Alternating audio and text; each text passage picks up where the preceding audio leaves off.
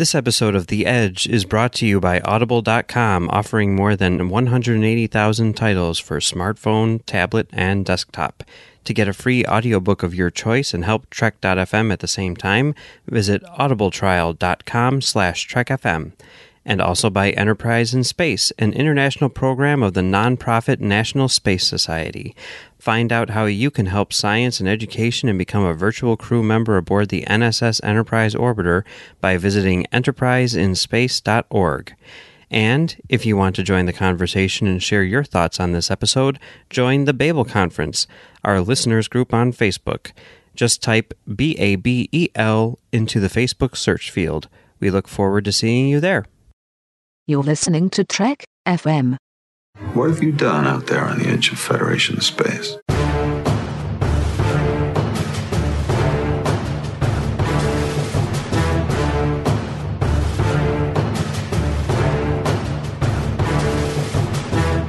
Welcome, everyone, to Trek FM's show, The Edge, where we talk all about Star Trek Discovery. I'm your host, Brandon-Shea Mutala, and my co-host for today is Aaron Harvey. How are you doing, Aaron? I am doing great. I'm excited to be here. I can't wait for the show to start. We're like pre-convention, so I'm hoping that something is going to come soon, that we're going to get more information, but I'm ready to talk about our characters today. Yeah, I'm excited. We got still a couple of months to wait for, almost 2 months to wait, I guess, for some new episodes, but we are eagerly anticipating some episodes, period. Any episodes, yeah, you're right, any episodes at all, but it's coming, and I think it's going to be a blast. And we've got a fun little topic for you today, but before I tell you what we're talking about, how about I tell you about the other voice that you're going to hear tonight? Joining us is a man who likes to sing. Okay. A man who knows a little bit about Star Trek, a man who's been involved a lot in Star Trek, a man who's written books on Star Trek, and a man who has a doctorate in Star Trek, the last I heard. Dr. Trek, Larry Nemecek. You need to listen to better class of people. Hey, Brandon, thanks. This is exciting. It's like the new show for the show that hasn't been on yet. So, which is cool, yeah. As somebody pointed out, it's the first time that all fandom, this is not only the first series that's come about in the social media age, so it can be, online to death, even more than the slow motion web world, internet version 1.0. But it's the first time that we've had, out of the 12 years, newbies and veterans alike will all be in the same, nobody's seen it a billion times already versus the new kid watching it for the first time. Everybody's in the same boat. It's kind of exciting. We are all newbies with Discovery. Yeah, actually, I think that if you look back at the old Starlog magazines before Next Generation came out, I think we knew more about Next Generation than we know about Discovery. It feels like there was a lot more information out there to talk about. We could have had a better podcast about Next Gen if it was happening now than Discovery, because we just have more information to go on at this point. And David Gerald was writing his column in Starlog, so right. it was guarded, but he would here's what the Enterprise D looks like, and here's what even though it was slow motion Dead Tree Media, it was the best we had, and it was still awesome, faster than now. Faster than now, and way better than it was. Yeah, there was a lot more out there. So. It feels like it, though. Although we know all the character names. Yeah, we're getting more. Yeah. Just the last month is, but right, for 6 months there, I think 3 months ago, 4 months ago, 5 months ago, I think 1987 was way ahead of 2016. Well, 17. I blame Section 31 for the delay in information guarding. So, it's, they got to protect the Federation, right? So. Anyways, we're not here to talk about Section 31, and we're not here to talk about Next Generation. That's for Earl Grey. But we are here today to talk about Discovery, and what we're going to do in today's episode is we're going to talk a little bit about two characters that have been announced that we're going to see, and a little bit about their history. So we're going to this is going to be like the fact files for those that maybe don't know and are coming new to Star Trek Discovery and maybe haven't watched the original series. So the two characters that we're going to talk about today is Harcourt, Fenton Mudd, and Sarek. And these are characters that appeared, Harry Mudd appeared in 2 episodes of the original series and 1 episode of the animated series. And Sarek appeared in 1 episode of the original series, 1 episode of the animated series, 2 episodes of The Next Generation, and he appeared in 4 of the films. So we're going to talk a little bit about both these characters and then just our predictions and how we think they might fit into this plot line. Because all we've seen so far is this trailer for basically the first episode. We've seen a little bit of Sarek. We haven't seen any Harry Mudd yet, but we know the actor who's playing him. So we're going to start tonight with Harry Mudd. And the first episode that he was in is Mudd's Women, which in a nutshell, the Enterprise is chasing the ship and they beam them on board, and Harry Mudd has these 3 beautiful women with him that he's trying to sell off to a mining colony, and shenanigans ensue. And I had said when I had covered this episode for our From There to Here rewatch at one point, I'm like, everybody calls them space hookers, that he's like selling off these space hookers. And I'm like, well, as a youth, I mean, like I discovered these at a pretty young age. So, I take a lot of the original series at face value when I see it. So to me, it's like, okay, these women want to go to this planet to be sold as wives to these men who need them and stuff. And, arranged marriages have happened before. So as a youth, I've always just taken the story at face value. Well, this is for everybody kind of coming to this with new eyes, which is billions of people. Looking at Harry Mudd through 2017 eyes, and especially Mudd. See, I see a lot of difference I see both the great change in Star Trek's evolution and maturity as a series from season 1 to season 2 as with Mudd's Women and I, Mudd being snapshots. It's almost like it's not a completely different Harry Mudd character, but it's a way more nuanced and subtle character. And the first one is really rough and really looks like here's a show that we're writing the scripts before we've seen the actors play the roles and before we really settle down into the show, and the ship growls as it flies by. And I mean, just kind of like that whole, we're not dubbing out all the doors, the plywood doors, as the doors open. I mean, it's all like a big metaphor for how rough things are. And I think, and we'll get into this, I know, because this is just talking about doing this episode and talking about Harry Mudd, and I guess I missed some of the online setup for this, but some of the debate's been going on. But it really did get me seeing Harry Mudd through modern eyes, or not just, he's been around for 50 years eyes. And there is a creepy side, but my point was going to be, when you said space hookers, I never thought of them as space hookers because it was wiving. It was like, I'm sorry, the 1800s were not fun times. If you were around, speaking of Mark Leonard and other people who were guest stars, Here Come the Brides was a couple of years after Star Trek, but it was all about the New Bedford sent the women for the lumberjack guys in the Great North in Seattle. The hills, the greenest green in Seattle. That song was the theme song for Here Come the Brides.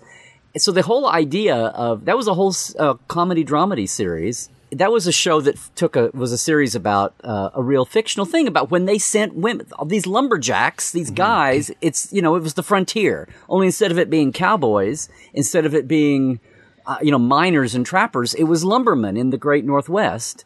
And New Bedford, Massachusetts, sent a shipboard of women around the Horn to give these guys wives so they could start building a community and having kids and all that. And that was what Here Come the Bride. So that's exactly what Harry Mudd, the ostensible cover reason, is doing. It was kind of like a funky, who needs Firefly? Here's Old West in space. Here's the space frontier, literally adapting it. And this was one of the, Mudd's Women was one of Gene's, 24 original story springboards in his first pitch, right? The Women, I think. So the women, no different, but but so people who yes, I never thought of them as space hookers. It was just kind of clunky because in a culture that's got warp drive and just thought of it as human trafficking. Phasers, I just thought of it as an updating of the wiving principle for isolated miners and loggers. Mm-hmm. So on that, now you lay in the whole drug thing and that whole end of it, and but for Mudd to be a sleazy guy selling women, he's making money on the deal. He's, businessman in that whole foggy, what is the nature of money and currency in original series? They don't have it, but they do. Yeah. So I wouldn't call them space hookers, but I think I've noticed that the last few years, the notion of what that was based on seems to have gotten lost with a lot of, not just newer Star Trek fans, but people who didn't see Here Come the Brides. Right, people who may not be on their history, yeah. So just throwing that out. Even as a kid, when I saw this, I'm like, I get that it's about the whole arranged marriage and wives and the old frontier. The problem is that was 100 years before Star Trek came on television. This is supposed to be hundreds of years in the future. I kind of feel like it's one of the few episodes that literally just yanks me out and chucks me out of the Star Trek universe and throws me into 1964, 1966, 1967, somewhere around in that era. That's what I was talking about, the roughness. It does kind of creak a little bit. Yeah. It feels so not Star Trek. I guess that's part of it. I mean, the way the characters act, like, those aren't our crew. And I mean, I guess the drug was supposed to have some kind of, effect. But placebo effect. I mean, but it was a placebo. Beauty's effect. Yeah, inside. exactly. That's the message. Right. It's one of those. You get He-Man true, on the screen at the end saying, "Hi, kids." Then that just means, so you learn in this episode, beauty is within, and you don't let anybody tell you anything. No. We have to have the assassinations and the pop 70s show up. Where you can't have violence in cartoons. That's when that all came in. Yeah. The thing is, if that's true and it's all on the inside, then that means every man on that ship, including Spock, is kind of sleazy because of the way they reacted when those women showed up. Yeah. I don't know. And that's it, to bring it back to Discovery, that's the problem I have with bringing Harry Mudd into this. No matter what they do with this character, if they're going to stay in the timeline and in canon, they're going to teach him a valuable lesson, send him on his way, and then he's going to sell women. Like, I don't understand how he can 10 never years become. later. He can never become a better person from whatever we see him in. He can go downhill. I guess he could get better. Maybe he's really, really horrible when we see him in Discovery. It's just like I don't understand if they wanted that idea. Like, if they wanted some sort of rogue scoundrel sort of person or whatever, why they just didn't create a different character. Aaron, a thought just occurred to me, which didn't, until your rant, I didn't think of this. It's not a rant. Maybe, no, until your stream of thinking there hit me. What if when we meet Harcourt Fenton Mudd in this series, which is 10 years, okay, this is Cage time, supposedly, wink, wink, nod, nod, say no more. What if when we meet Mudd here, he's just a small time, edgy, he's like Cork level. He's basically on the level and occasionally dabbles in something that's criminal. And maybe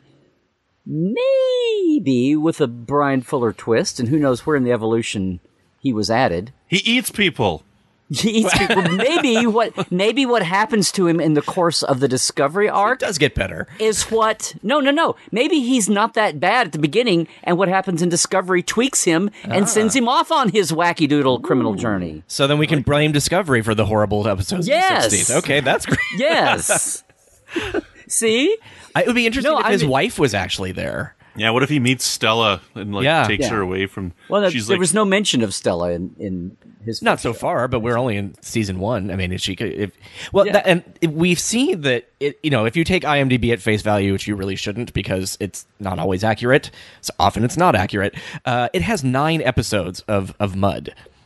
That's a lot of Harry Mudd, even if it's just popping on and popping off.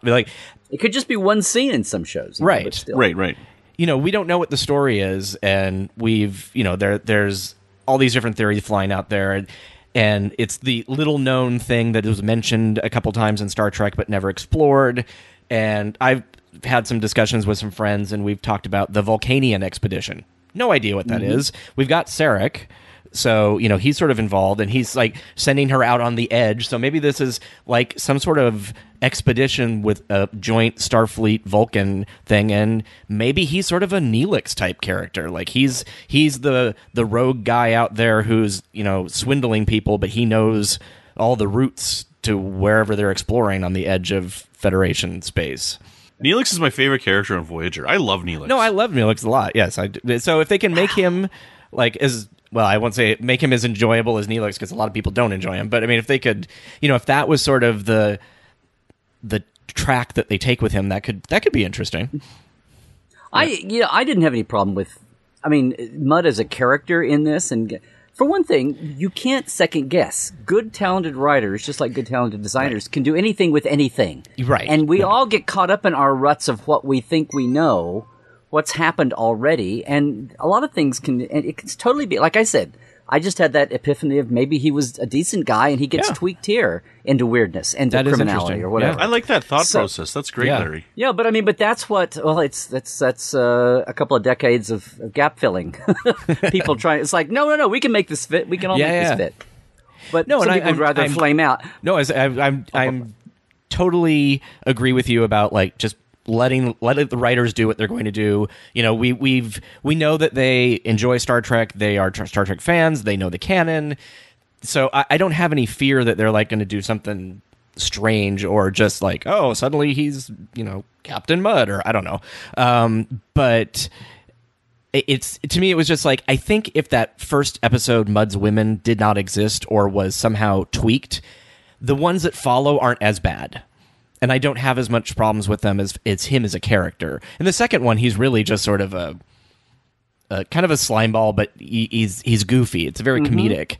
And in that's what I'm saying. Right. Yeah, and then the animated series, it's kind of a continuation of that, and it gives actually the animated series one of its, you know, most hilarious cutaway scenes that they've ever done. So the dancing. Yes, the dancing. I think Mudd's Women is the best of the three myself. I don't hate Mudd's Women. I can't stand I, Mudd. I think I, Mudd's a terrible episode myself, and I don't mind Mudd's Passion. I think it's fine. But so you would have fired Gene Kuhn over it too? Is that what you're saying? Sure, yeah. Get out of here. Supposedly, yeah. No, I mean, supposedly the comedic strain of what was creeping in was Gene was on vacation, Roddenberry came back and didn't like it, and they had a set to about it. So yeah.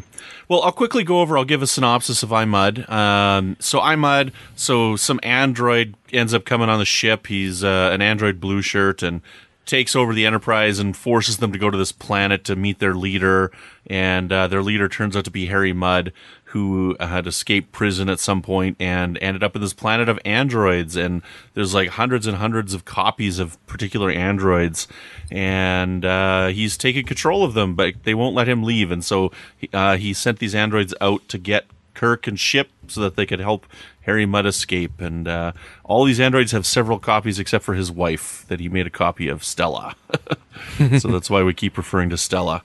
If the Discovery writers really want to, I've had two thoughts here. If they really wanted to shut all of fandom up and make them fall in love with Discovery, well, okay, that's a tall order. But here's a couple things they could do. Somewhere along the road, reveal Harry meeting Stella and why they were married. Because I'm willing to overlook the fact, because it was Mudd's Women was only a year before I, Mudd, and he's got the robot version of Stella, the android robot version of her, stuck away. So we don't really know what happened to her. Maybe she's a memory from the past and she's dead now and he just had this built so he could tell her to shut up. Or maybe she's out there torturing him and refuses to divorce him, or he can't get away from her no matter what he does. Maybe she's who sent him out on his life of crime just to escape her, and he had to steal stuff to do it. I don't know. I never thought of these things until I'm sitting here right now. It was just enough to have Stella, and maybe Candell wrote some of these, and he did the novels. Maybe some of the novels that were done over the years got into Stella. I don't know. I should have looked that up.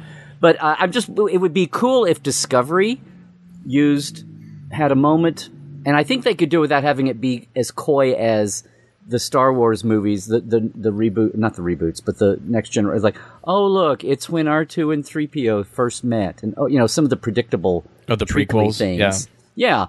But I think they could have fun with it. The other thing that would really be cool and insiderly is if maybe toward the end of his 9-episode strain, whatever that is, maybe if either, like my idea about my insight, maybe that he gets deranged, or he gets bonked on the head and bonked on the head and gets sent off and becomes a worse person than we saw him at the beginning of the series. Maybe somewhere along the way he has an interaction, or his first freighter that he steals, because I can't imagine him, or he winds up with it somehow. Maybe the guy he winding up with the vessel from's name is Leo Francis Walsh. His assumed name at the beginning of Mudd's Women. Now, I know that this would be supposedly 10 years later, but what if he's actually been existing for 10 years with the alias? Right. And some of the offenses and the thing, the little, I'm looking at it right here, the little hey guys, for 1966 and for the 4th episode in Harcourt Fenton Mudd's Little Police File, that was like the most advanced ocutogram ever.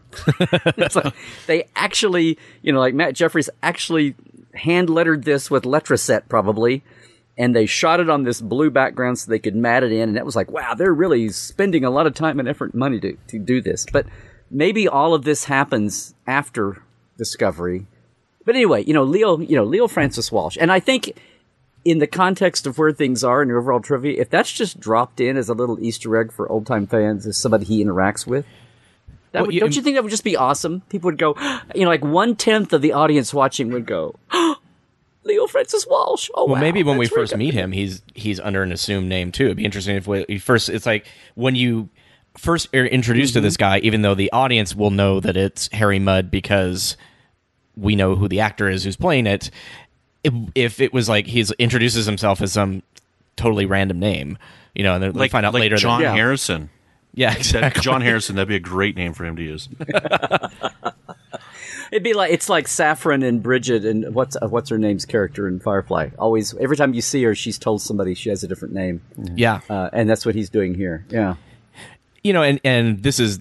Now we're just totally getting into just writing stories that don't exist. But what if Stella was actually sort of the brains behind the operation to start with? That she was actually the one who actually like the Orion knew how women. to. Yeah, basically. And he, his idea of what her harping on him and stuff is completely in his head. It's all one-sided, and maybe she just decided, no, I don't want to give you this portion of the money because you didn't do anything because you have no she was the responsible roommate, or she was the But again, that's just, who knows, because we haven't seen a name for a Stella character at all. This is all just season 4 or something. But we're clutching at straws here, and that's what little bits we have of Mudd that seem like parts of his aside from his little criminal file here, which is smuggling, suspended sentence, transport of stolen goods, purchase of space vessel with counterfeit currency, which means they had currency in the 20.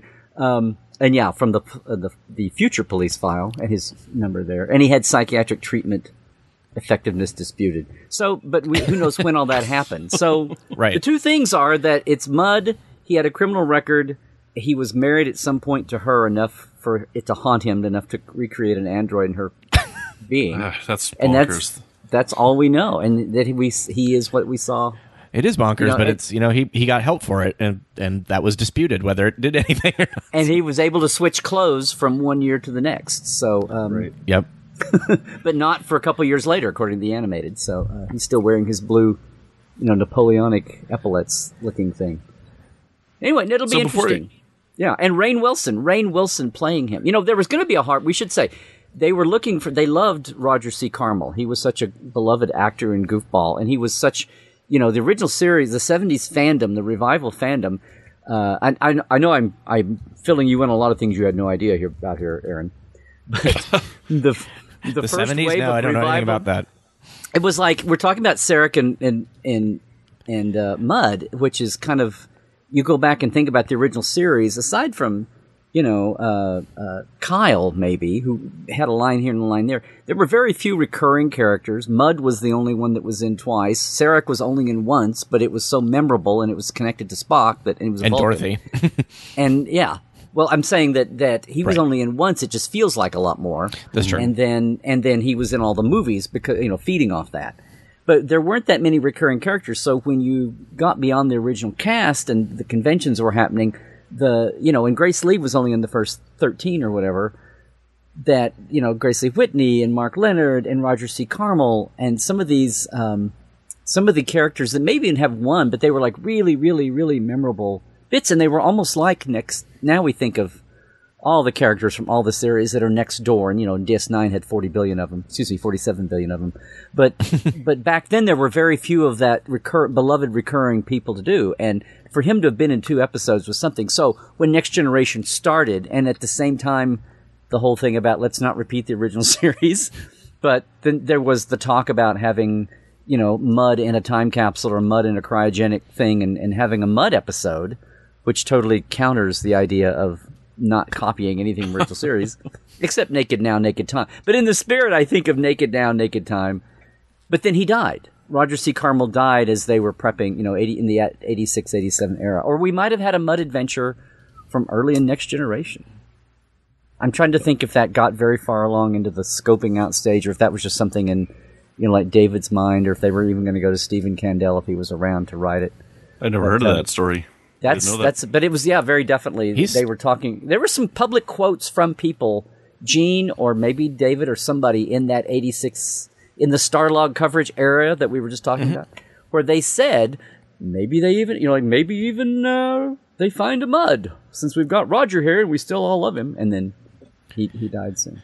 Stephen Kandel, I think, is still alive. I believe he's like 90 now. Mm-hmm.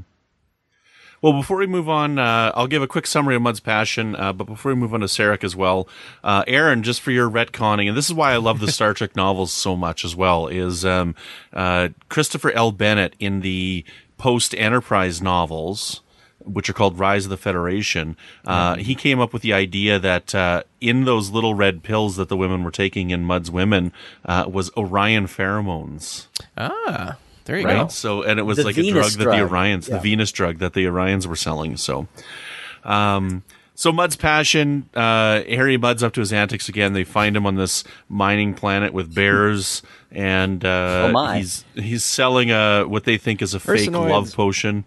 And they beam him up to the ship, and he starts throwing this love potion around, and people start falling in love for just a little while, and then shenanigans ensue. So it's kind of like a pre-fascination from DS9. So Mudd, it's going to be an interesting addition. I can't wait to see what they're going to do with him, but it's going to be pretty fascinating. I think it's an odd choice, though. I think it's a very odd choice of a character to bring into this. But it'll be interesting to see what they do. Well, Aaron, have you done your... I mean, I didn't think about the whole thing of why pick out Harry Mudd to bring back, looking at him now with modern eyes, he's so sleazy. We kind of talked about this, the whole thing with the wiving. Just forget what it was happening, just that attitude, which is a very 60s thing, whether it's a leer or a sneer or he's making a joke. And if it's not the women in Mudd's Women, it's still the beautiful twin androids running around, and there's no average looking. It's all muscular men and beautiful women. And it's kind of like if Khan's Supermen all got made into androids. The ones that you see stretching, being revived in Space Seed, are all secretly made into androids from Mudd's planet. But I mean, I never thought about the sleazy end of it. I just know that it's a little the creepy end of Mudd.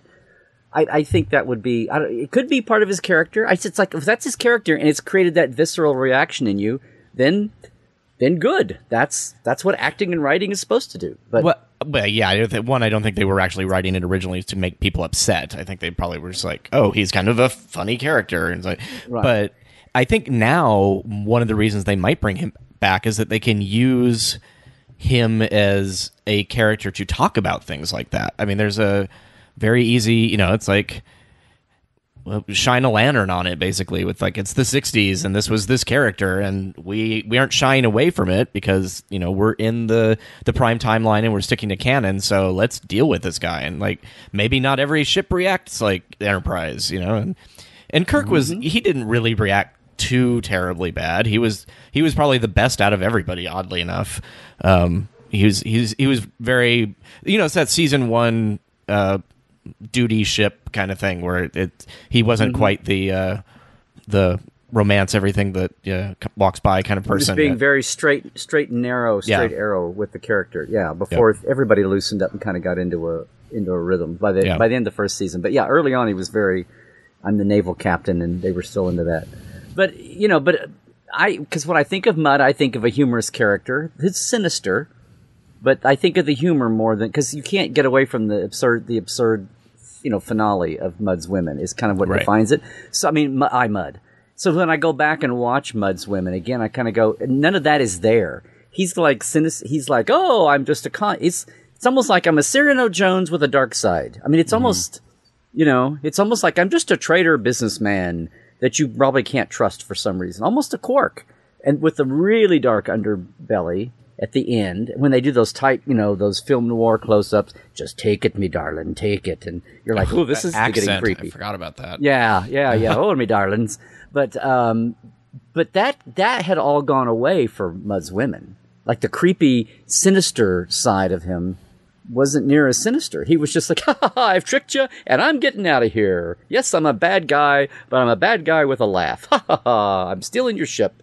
Oh, they turned on me. Whoops, I'm trapped with you. I mean, that was Mudd in I, Mudd. And the first, it's the first one out. And it's interesting the effect of rewriting and if that was Gene Coon's impact on the second, by that time or what. But the difference in the two Mudds is interesting. And, but yeah, so the essence, when I think of Mudd, I think of humor. Some people apparently are thinking of him as that creepy guy. Right. Who are seeing Star Trek fresh that didn't watch it for 40 years. So what they do with him on Discovery could lead down any of these trails. You'll utilize those threads or set them up, so I always thought it was a master stroke when I saw this. I wasn't quite ready for people being repulsed by it, but then again, I haven't been ready for a lot of things that pop up on the internet in reaction to this show. So and given Rainn Wilson's comedic background, I'm sure there's got to be comedy, and there's going to be humorous moments in that. Well, and not that Rainn Wilson can't play more than one type of character, but when you think, and I can't think of his name, but his office character is like that. He's such a hard ass that he's easily ridiculed, kind of thing. So how they twist and turn that for Mudd, if you're going to play a serious side and the comedy comes out of the seriousness being turned back on itself, and he's mockable, or whether he's he really does get in and play the rogue. Only the rogue hasn't fully bloomed yet, or he's in full bloom. We'll see. So, do we think Rainn Wilson's a good choice for this character? Can he grow a mustache? He's as good as he doesn't have to yet. He's certainly a good name for the audience they're trying to appeal to and reach out to. Yeah. Good, right on. Yeah. Well, shall we move on to Sarek? No, let's talk more Mudd. No, I'm more kidding. Mudd. Let's go. Yes. Let's clean off our boots, clean the mud off our boots, and start talking about some Sarek. So, Sarek, Spock's father, child of Scone, child of Sokar, and his first appearance was in Balance of Terror as a Romulan. And it's like, wait. As an undercover Romulan spy. No, I'm just kidding. That's the joke that everybody makes. Who killed himself and then found his way. No, ejected. He was in Journey to Babel. Journey to Babel. And he comes on the ship as the Vulcan ambassador. We find out that he's Spock's father, and they're trying to admit Cord into the Federation. And we get our first glimpses of Tellarites and some Andorians, and they try to kill him, but they fail, and shenanigans ensue. That's all these shows have a lot of shenanigans ensuing. Lots of shenanigans ensuing. Well, and it opens up the whole Spock family drama, and that's what oohed and awed people and blew people away. If you were an original series fan, it wasn't me, but my wife did this. It was like two things that stood out in your mind because Spock was the dominant. If you weren't in love with Kirk, then you were in love with Spock, or you were just brought into the whole Vulcan mystique. And the two things that stood out in people's minds, I think, back in the day were the trailers for the season premiere trailers for Muck Time, where it ends up with, no, that is my wife. I mean, that was almost as impactful in the moment as Mr. Warfire for a lot of people. Because the show had been, and it's, oh my God, Spock's married! Oh my God, Spock's married! Oh my God, Spock's married! I mean, that reaction. And it was not quite on that sexual level, but when they had the trailers for Journey to Babel, and you had, no, sir, Ambassador Sarek is my father. It was kind of that, oh my God, it's Spock's dad! It's Spock's mom and dad! Oh my God, oh my God, oh my God, oh my God! It was that kind of reaction. I mean, we're sitting here having watched it 47 billion times, but that was, in the original oomph of the attraction and the power of the show that Journey to Babel had. It has 5 or 6 levels of power, but that was the core thing. So that's that's part of that power. I mean, Mark Leonard was an amazing guy, and he could pull off those. And, Mark Leonard was on the short list of people to replace Leonard if they replaced him at the end of the first season, if they got into a contract dispute. Right, they had everybody who had played Vulcans, was on that list, led by Mark Leonard. But and would they you like were to play your son? No. Yeah. It was always funny. They had to make him look older because they were basically the same age. But he just played that mature guy well. But Mark Cushman said John Carradine as well was on that list. well, see, that's a lot of casting wish lists. But everybody who played a Vulcan was on that list, and they had three. Like they had an A list, a B list, and a C list of what they were going to do. But yeah. But yeah, that would have... See, in other words, if that had all happened, we would be thinking about how... remember how Mark Leonard played that Romulan commander before he played replacement Spock? Spock 2? Spock Subprime? And then replacement Jan from the 70s could have got... No, right. My point was, he made such an impact. Partly it was just the connection to being Spock's father... But he made such an impact because he was such a great actor and brought that gravitas, and he and Jane Wyman played so well together. And he was only on once, but if you'd ask a lot of people, he must have been in more shows than Harry Mudd. Nope, it was only one, and that was the impact that character had on people. So, and I know this isn't a review of Journey to Babel, but the one thing that kind of caught my eye the last time I watched it was, did Kirk not do any kind of research about his first officer or whatever? It's like, oh, do you want to go down and see your parents? It's like, no, these people are my parents. Like, how do you not know this? It's like bad research. Bad writing. 60s writing. It was 60s writing. The Vulcans had been in the Federation since the beginning, and they kept Ponfar a secret from everybody. So they kept their. That's true. They could have. It could be redacted out of his. Unless you knew a Vulcan really close, like Archer knew to Paul. Shh. We have this thing called Ponfar, but don't write it down anything official. You're right. By the way, those are Ferengis and those are Borg, but don't write it down anything official. Let them find out on their own 100 years from now. Okay. See the Trek FM show Warp 5 that I also host. Well, if you watch Yesteryear, which is the animated series episode with Sarek, and the Journey to Babel as sort of like kind of bookends of each other in different time periods, which is interesting.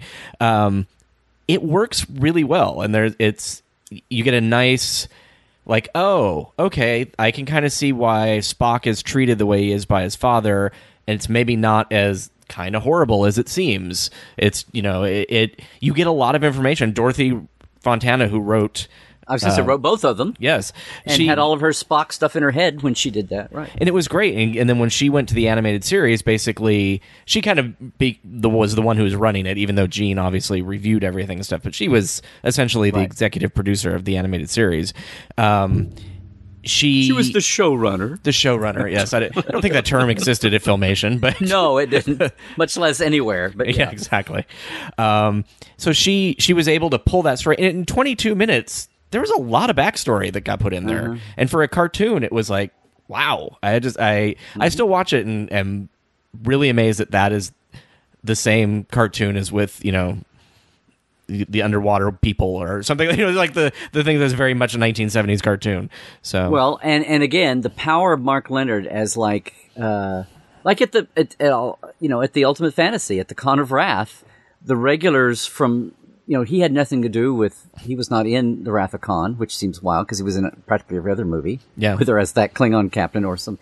But he was picked to come in and join... He was a side guest at the convention that came over and kind of helped co-host the talk show. So, again, Mark Leonard, before we had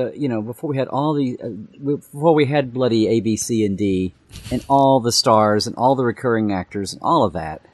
In that little rarefied world of 79 episodes, he was one of the top, 3, 4, 5 recurring people to turn. Maybe in the top one as far as belovedness, even if it wasn't based on screen time. And even more than Lazarus? And yes, even more. Although the guy who played, now I've gone blank on his name. The guy who played Lazarus, wound up playing Lazarus, was also in Here Come the Brides, as was. It's all coming together. There was a pocketbooks. Was it Ishmael, where they took the fact that all these guys had been all the main cast of, Robert Brown played Lazarus. He was the lead Jason Bolt brother, aside from Bobby Sherman. Now that I've got his name, and Starsky and Hutch. Who am I trying to think of? Ken Hutchinson, the blonde-headed guy. He who had played one of Val's feeders, who was one of them. Like all these Star Trek guest stars, but it was the 60s and it was all the working actors. It wasn't like some grand conspiracy. But half of the cast of Here Come the Brides were Star Trek. and Mark Leonard played Aaron Stemple, the mill owner, who was, the Bolt brothers had the lumber mountain, and he was the mean mill owner, was like ostensibly their adversary in all the shows. But somebody that wrote Ishmael wrote this parallel where didn't tell anybody, but basically has Spock thrown back in time, forgetting his memory, and he winds up in like 1890s Seattle at a lumber camp, and doesn't identify people by name, but plays on all this stuff, and he has a strange attraction to Aaron Stemple, and it was like a glorified fanzine. This is hysterical 80s pocketbooks fiction story. Yeah. The book was approved, and this is before all the steps of licensing, review, and like before Paula was, reviewing books and all that. When it was just a very scattered, they did 2 or 3 or 4 a year.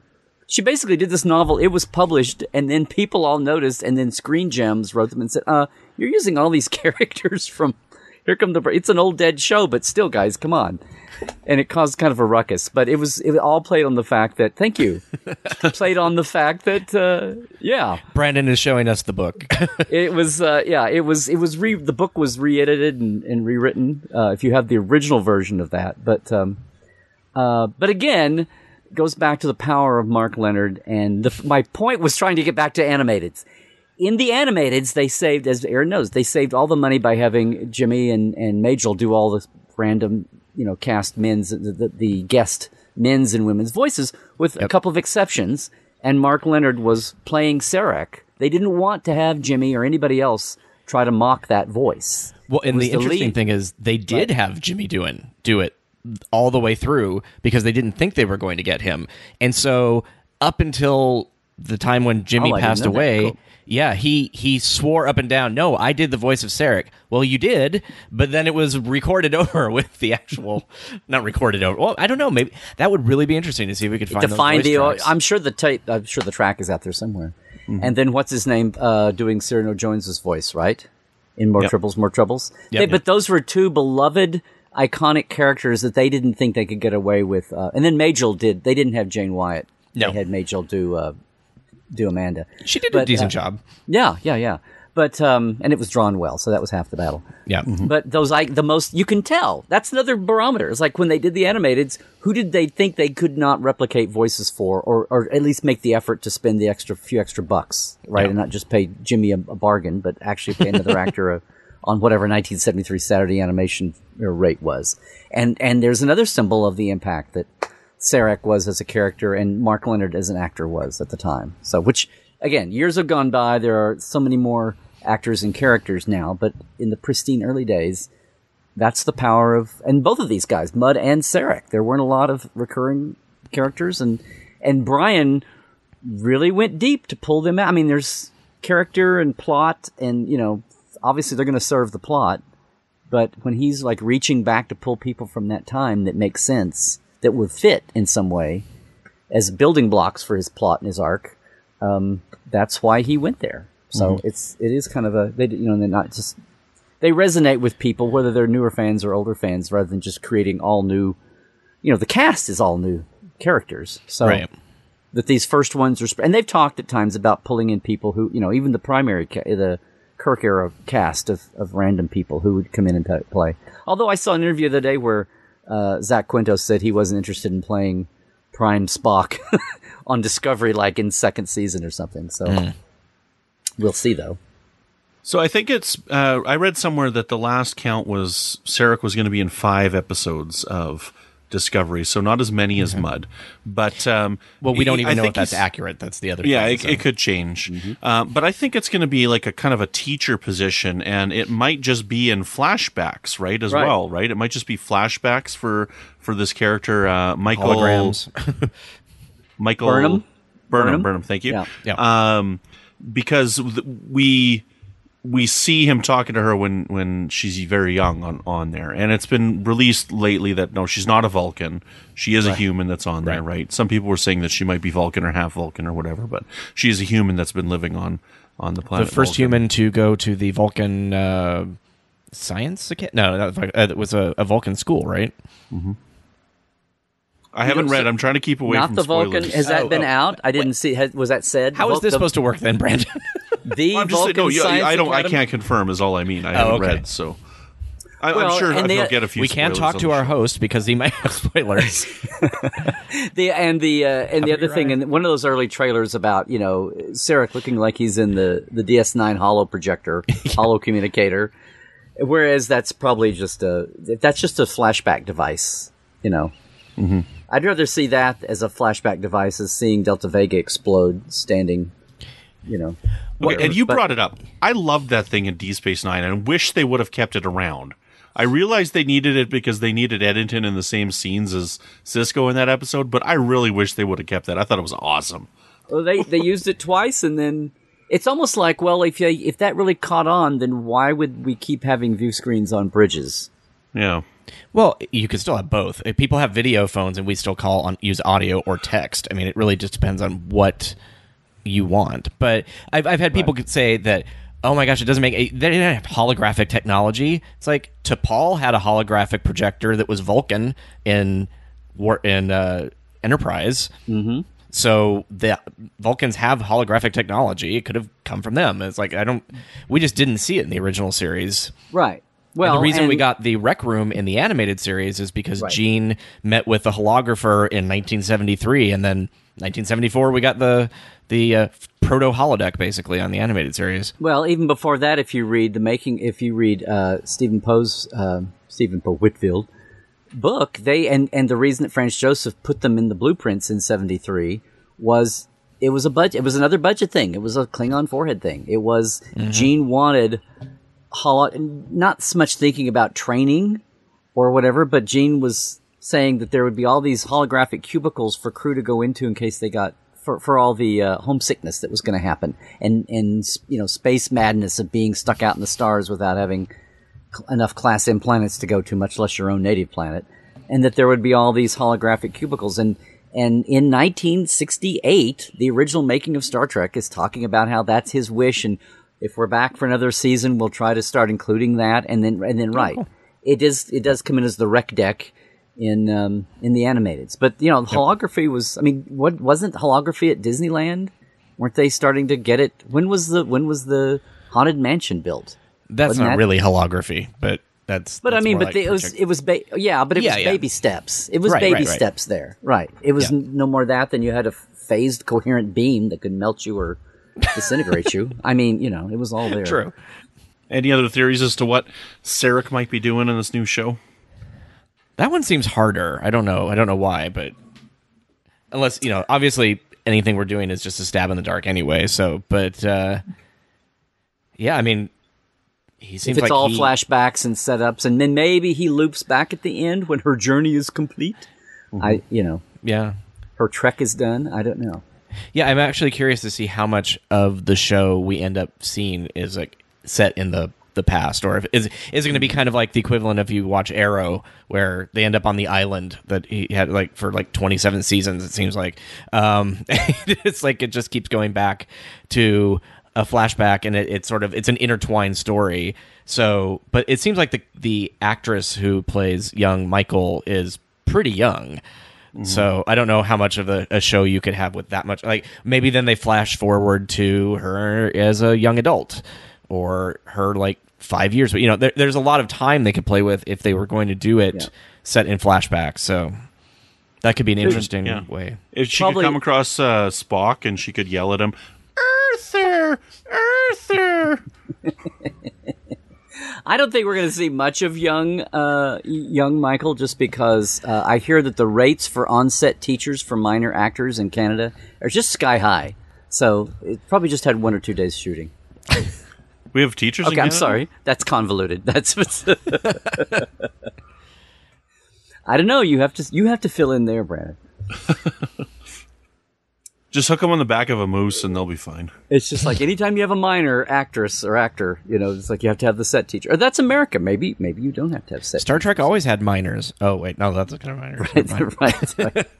See, that now we're bringing it back to Mudd's women. There's minors and Mudd's women. Right. And the Ursinoids of Mudd's Passion. Yeah. Yes. Excellent, right on. The heavy metal miners. Every time I hear that, I imagine like Heavy Metal, the cartoon. I was going to say that would have built into the animates where they had and we're also a band on the side, and then we could have seen the roots of that with the band of the week on Enterprise. But yeah. Okay, that like was the just Archies. that was just too meta. Yeah. We're detectives and we have a band. We're Scooby-Doo. See, this is and what we're the happens when we don't have an actual show to talk about. Yeah, we just go off. We're folding in on ourselves. Let's talk a little bit about James Frayne before we wrap up. Yes. So let's talk about the actor that's going to play him a little bit. I just know him from 24. Like, that's the only one that I know him from. Just so I think he did good in 24, but I mean, it's even been a while since I've seen that. So I knew him. I mean, when I actually physically met him in person was from Tron Legacy. He was a character. Yeah, you said that. Yeah. Most people's reaction to Tron Legacy is, "Oh yeah, that existed." I love Tron Legacy. What are you talking about? Well, so do I. Amazing. It wasn't the huge hit that Disney was hoping for. But he was also in an NBC show for a season or most of a season, and I think the rest of it was finished online, where it was sort of a superhero show. And I'm trying to remember if he was the good guy or bad guy, but it was around the same time as Tron Legacy, so 2010. So those were the two big things that I knew him from, just from. So his career's getting a little shot in the arm here from playing a Vulcan. Okay. Yeah, no. I mean, he's done other things. Yeah. Much better than those, but those are the kind of the obscure things that I remember him from. I'll be honest, I'm not familiar with his career, but I did used to deliver his paper when I was a kid. So. You did? No, I'm just totally. What? Okay. I think he's younger than you, Larry. I know. How does that time travel? I've heard that said about people. People said, and when I was a kid, I used to deliver their paper. When you're talking about Golden Age actors or something. So, got it. It's an L.A. Burbank thing, I guess. Right. But no, the timeline does not match up there. I think you've gone into the Kelvin Nemecek timeline. There we go. Something.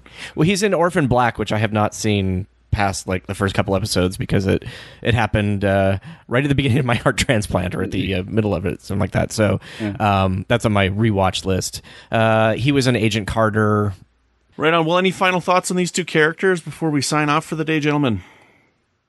Well, talking with you guys, I feel more interested and excited to learn more about Mudd. Like I feel like I've been given a little bit of like a boost, and I'm like, okay, I can put up with this. I can I'm excited to see what they do with it.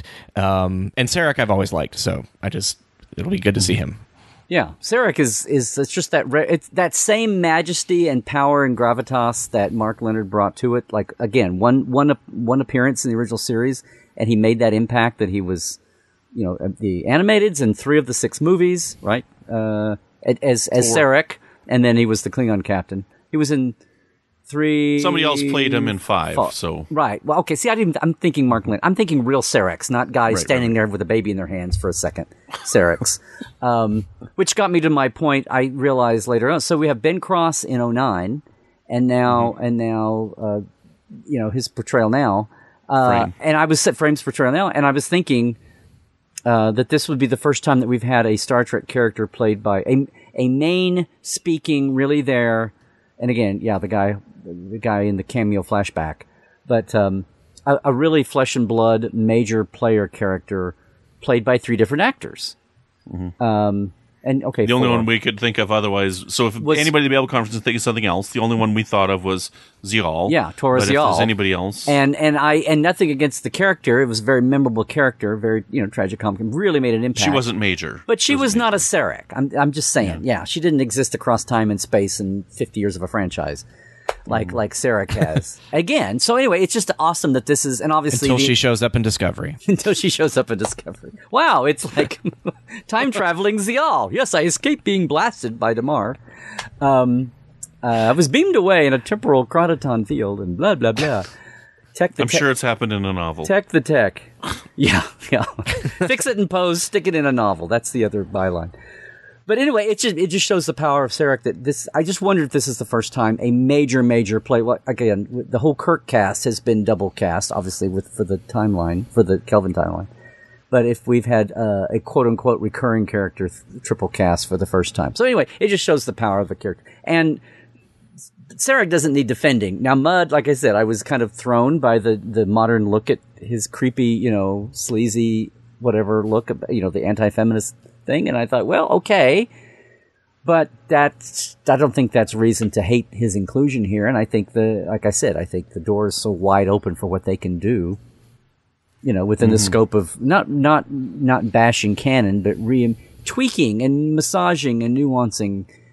The same way that we massaged the nuanced, falling out of your chairs that's so stupid, oh no, what I'm saying? We've nuanced a lot of the rough edges that 60s production allowed, whether it's writing or characterization or tech or whatever. And the same way that In a Mirror Darkly made those sets look so fabulous that they could be used anytime. Oops, I didn't say that. So anyway, I'm looking for it. So Aaron, if I had a hand in easing your entry into accepting a Mudd character here with a little bit more open arms or open-mindedness, then I'll take that and run.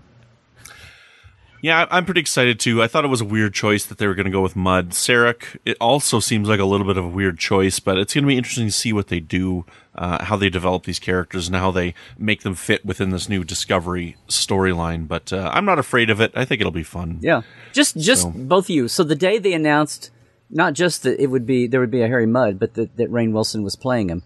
Do you remember the basic online reaction you saw in social media and all? Do you remember it being like mostly positive or mostly negative or 50-50? Or how do you remember the first reaction wave being? All negative, like every other piece of news that's come out for Discovery.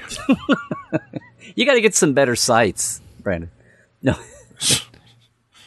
And maybe a secondary wave came back and said, hey, why are you guys being also... Which does happen. It's like the negative wave and then the auxiliary power kicks in and the wave goes, but the needle goes back the other way. And it's like, why are you guys being so bashful? Bashful? They certainly weren't bashful. Yeah, it's almost like there's a secondary kickback wave that kicks in when that happens. I don't know. The reasonable people. Aaron, did you think it was all negative when it was announced? Well, it's interesting because I was not thrilled with the character. you were there with him. And you should have seen Aaron's posts. Yeah, exactly. What the F is going on? I didn't say that, but no. And as this is a personal thing, which I didn't bring up in the show because it really doesn't make any difference. It's like, how some actors just rub you the wrong way. Mm-hmm. Rainn Wilson is one of those actors for me. I'm sure he's fantastic in real life. He's totally competent at what he does. I just don't want to see him on television. So unfortunately, it was a double whammy of a character I didn't like played by an actor I didn't like. So that's why I'm like, okay, nothing can be perfect. And so my first reaction, yes, like as Brandon said, was like, oh my god, and then I was just like, wait a second, I'm being the people that I don't like, that don't give things a chance. So I'm like, okay, dial it back. So inertial dampeners. I can still get upset at the old inertial dampeners. Okay, damn it, yes. I'm just on slow delay tonight. Okay, yes, inertial dampers. Thank you. We came up with inertial dampers. Larry's just caught up to our timeline. Just like, yeah, I was on the planet in Voyager where everything was revolving very slowly. Right on. Well, talking about Ishmael and Here Come the Brides is not the only thing we've been discussing here on the Trek FM network this week. So take a quick listen to this clip and see what else you may have missed elsewhere on Trek FM. Previously on Trek.fm, The Ready Room. It was a really great police song for sure. Droxine. Yeah, I don't know. That's the one where Leonard Nimoy was singing backup with Sting on that. Right? Yeah, I can picture Droxine. Yeah. You don't have to put on the Z-Night. It doesn't have to be every 7 years. Standard Orbit. The inscription of this book is a quotation from David Gerrold, which is something he said to me in an email. And he didn't even remember saying it. I met him recently and showed it to him, and he was like, oh, wow, that's a pretty good quote. I didn't know I said that. I'm like, oh, yeah, you did. But he said the primary philosophy in Star Trek, stripped of everything else, was love one another. I think Jesus might have said something like that once, too. The Orb. When something has lasted 50, 60, 70 years by the time you use it, it's already overcome that obstacle of being dated. Like, you know that it's going to remain important through the years. And the fact that someone in the 24th century might still be listening to it, I think makes a lot of sense. Warp 5. So we need to hire some samurai to defend us. So they go out looking for some samurai, and they find a group of about 7 of them. Yeah, like 7 samurai who are, maybe down on their luck. And that's what else is happening on Trek.fm. So check out all these shows and join in the conversation about your favorite corner of the Star Trek universe and discover more. You'll find us wherever you get your podcasts. If you're an Apple user, be sure to hit the subscribe button in Apple Podcasts on iPhone, iPad, or Apple TV, or even the desktop iTunes app to get the latest episodes as soon as they are published. And please leave us a star rating and a written review.